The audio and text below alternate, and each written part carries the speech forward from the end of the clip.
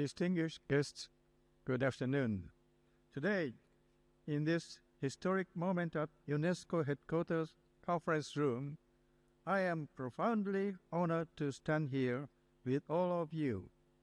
We wish for peace from around the world at this international conference commemorating the centennial anniversary of the birth of Venerable Master Chinkan for world harmony. In my home, the chanting of Venerable Master Chinkan's Amida Buddha resounds from morning till night, year-round. For me, Venerable Master Chinkan transcended the role of a mere high priest. He was my guiding mentor, elevating my political philosophy of fraternity, or UI in Japanese, to a deeper dimension, the cosmic spirit of harmony known as compassion. He was also like a father to me. In May 2015, I invited the Master to the UI Sanso retreat in Karuizawa, Japan, a place connected to the Hatoyama family. Amidst the vibrant, fresh greenery of Karuizawa, the Master, with his ever-present gentle smile, told the gathered people about the heart of benevolence and universal love. Born in Anhui Province, China, in 1927, the Venerable Master honed his studies in Taiwan. His footsteps spanned the globe, from Australia and Southeast Asia to UNESCO headquarters. The essence of his teachings lay in extracting the common thread of love and harmony. It is found in the teachings of all sages: Confucianism, Taoism, Islam, Christianity, without adhering rigidly to any single sect. When serving as a UNESCO ambassador in 2005, the Master remained steadfast in his conviction that interfaith cooperation was the key to fundamentally resolving human conflicts. The Master never lived in a temple for his lifetime because he believed that having a temple made him lead to material desire. Today, we must reflect on how to translate this spirit of the Venerable Master into concrete political and diplomatic action, holding it up to the mirror of the severe international situation we face in 2026. I wish to sketch out this grand design together with all of you. Each time I met Venerable Master Chinkan in Hong Kong, he urged me to read the governing principles of ancient China. Emperor Taizong of Tang Dynasty, who pacified a turbulent society, ordered to compile it in the 7th century. Although the books had been lost in China, it was later found in Japan and re-exported to Qing Dynasty. Venerable Master insisted that if its principles were deeply understood and implemented, the world would achieve peace. I understand that Chinese President Xi Jinping has read it, but unfortunately, the message of the governing principles still seems to have not reached many world leaders. Today, the world faces its most dangerous era of division since the end of the Cold War.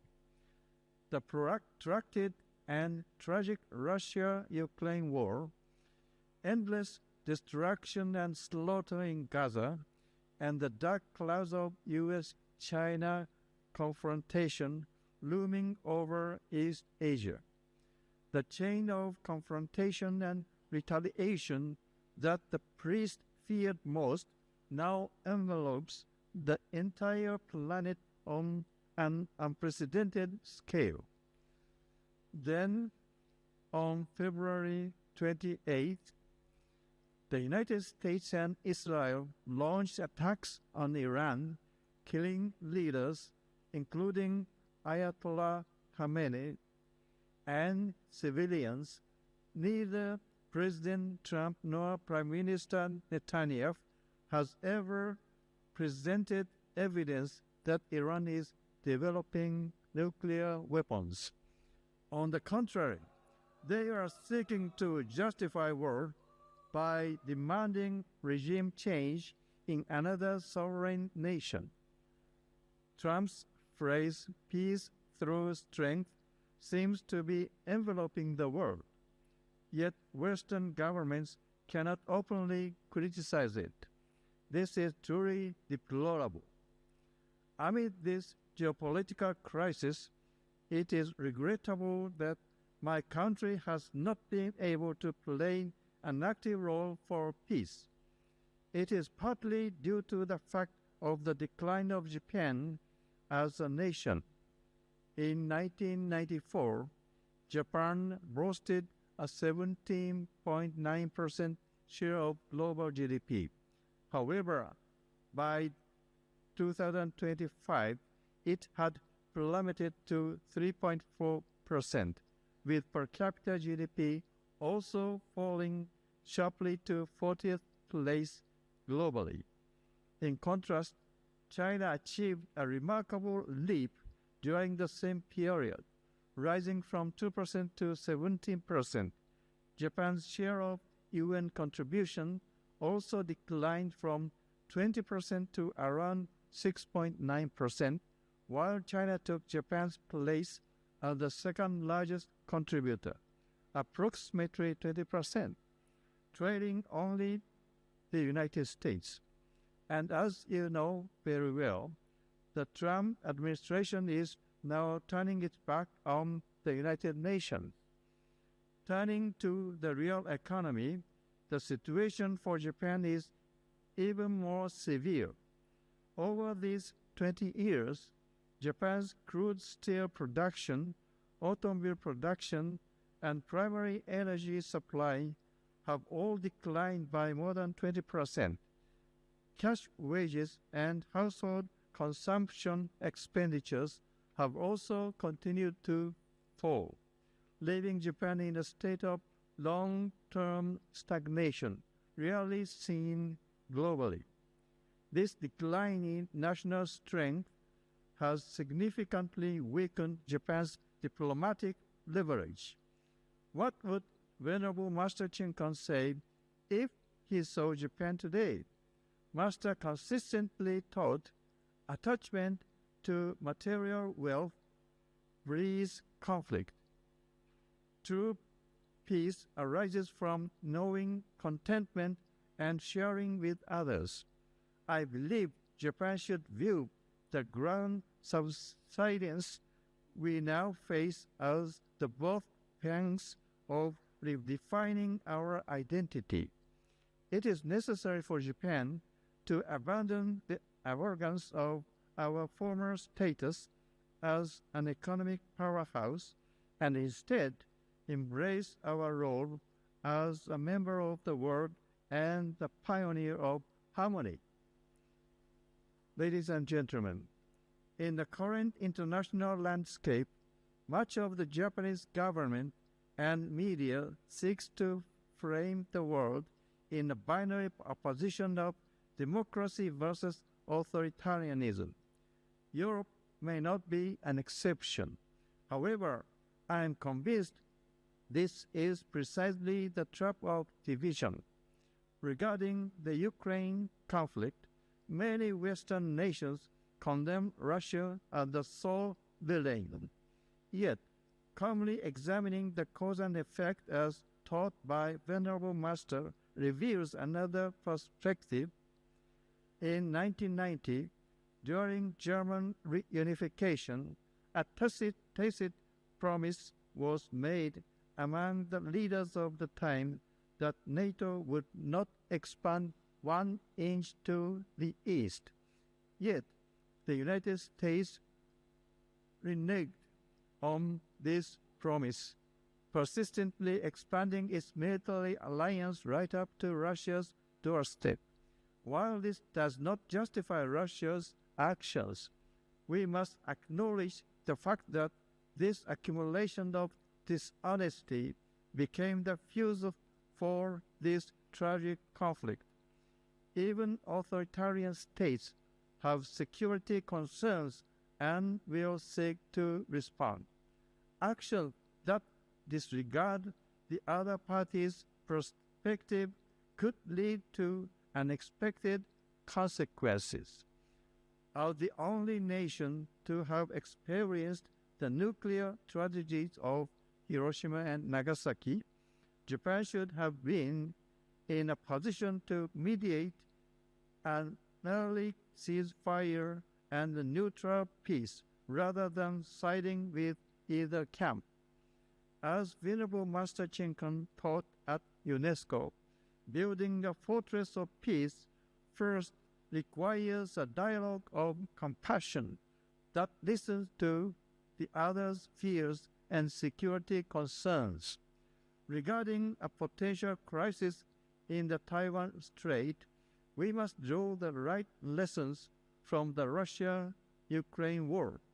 The famous phrase, "A Taiwan contingency is a Japanese contingency," has taken on a life of its own, fueling calls for missile deployments and military buildup in the southwest islands of Japan.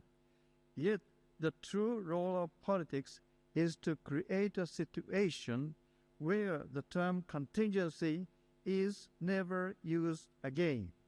Japan should return to the 1972 Japan-China Joint Statement, respect the One China policy, and urge both the U.S. and China to firmly reject the use of force.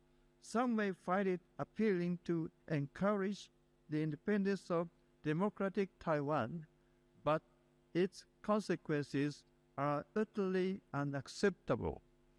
We must constantly strive to apply the Venerable Master's teachings of equality and coexistence to diplomacy.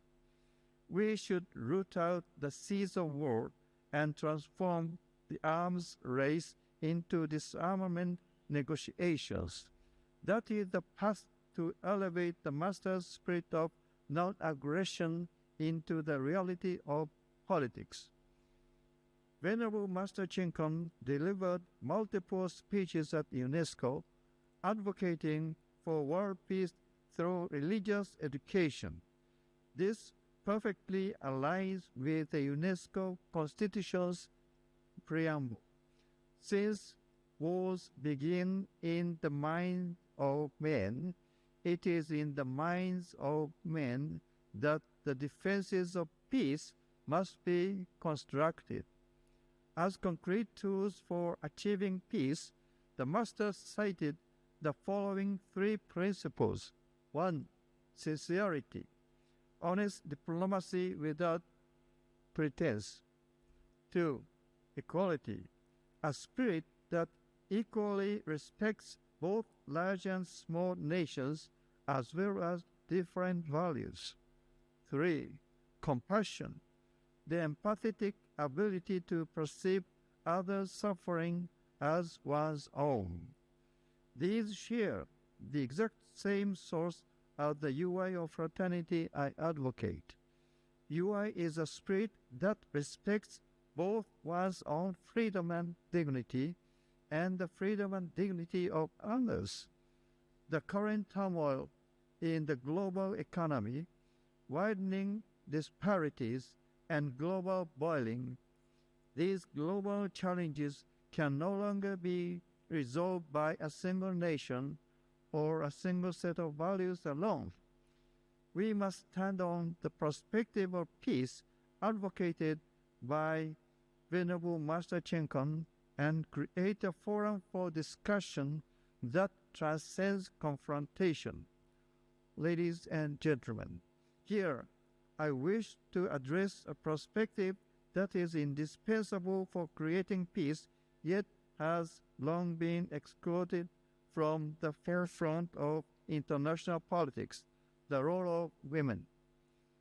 When expounding on the compassionate heart of Avalokiteshvara Bodhisattva, Venerable Master Chinkan often suggested it symbolizes motherhood, the capacity to feel another's pain as one's own, empathy, and the resilient will to nurture and protect life. These are precisely the fundamental forces for building peace. Looking back at history, many conflict resolution processes have been driven by male-centric logic. However, rigid logic focused solely on balance of power or deterrence has limitations when addressing today's complex conflicts. An UN Security Council Resolution 1325 states the participation of women in peacekeeping and reconstruction efforts has been proven to dramatically increase success rates. Women are the weaver of peace within local communities, connecting people from diverse backgrounds and sustaining dialogue. From the smallest unit of peace, the family, to the largest unit, the international community, we must place women's network of compassion at the core of politics. Within my vision of an East Asian community, I firmly believe that mandating the participation of female leaders and institutionalizing non-aggression from a maternal perspective is the shortest path to the harmony we seek. My lifetime project, East Asian Community, can be described as a vision to concretely institutionalize the teachings of the Venerable Master throughout East Asia. After the devastation of World War II, Europe created the EU, beginning with the joint management of coal and steel, or the tools of war. We should follow a similar process in East Asia around economy, energy, environment, healthcare, and cultural education. We must build a community based on the spirit of sharing across many fields. In particular, I earnestly hope that the permanent conference body for this community will be established in Okinawa, Japan. Okinawa, once of the Ryukyu Kingdom, served as a bridge connecting nations and built peace through trade. The island was also the only place where ground battles occurred in Japanese territory during World War II, claiming the lives of 1/4 of its innocent people. Moreover, even after the war, Okinawa has long borne the heavy burden of the U.S.-based issue. Because of its history of suffering, I believe Okinawa is most suitable as a stronghold for the new Asian community. Within this conference body, representatives from Japan, China, South Korea, possibly North Korea, and ASEAN countries sit at the same table. Guided by the same spirit of interfaith reconciliation taught by Venerable Master Chinkan, they engage in harmonization of national interests. That there, a stronghold of peace in the heart should be built not through military deterrence, but through dialogue that resolves mutual distrust. Venerable Master Chinkan entered Nirvana in 2022 at the age of 95. Yet, the message he left behind, spread love to the world, resonate powerfully within our hearts even now. I also recall the words of Count Richard Coudenhove-Kalergi, the father of the EU. He once stated, "All great historical happenings began as utopias and ended as realities." The construction of an East Asian community, a world without nuclear weapons, and complete reconciliation between religions, all may seem like utopias when viewed against current reality. Yet, when a fortress of peace is built within one person's heart, and that resonates with 2, 3, and then countless others, utopia becomes a force of reality. Interestingly, Venerable Master Chenkan was an easy adopter of the Internet and satellite broadcasting for peace education, using the tools of civilization not for conflict but for integration. We too must use modern technology not to attack others but to foster mutual understanding. Ladies and gentlemen, finally, on this commemorative day marking the centennial anniversary of Venerable Master Chenkan's birth, I wish to make a pledge together with all of you to never forget, even for a moment, that we are members of a community sharing a common destiny on this planet, and to never succumb to the temptation of nationalism that pursues only the interests of one's own country. It is impossible to build one's own happiness upon the misfortune of one's neighbor. The compassion taught by the Venerable Master and the UI I hold as my conviction both converge on this single point: to find one's own joy in the happiness of others. As a politician and as a human being, I am resolved to engrave Venerable Master Chenkan's teachings upon my heart and dedicate the remainder of my life to bringing harmony to East Asia and the world. I see the wisdom and compassion of each of you gathered at this international conference. It will become a light reaching those trembling in the shadow of war, those suffering in poverty, and those despairing in division. With this wish, I conclude my keynote address. Remember, the spirit of Venerable Master Chenkan remains with us today, gently watching over this world. Thank you for your kind attention. Okay.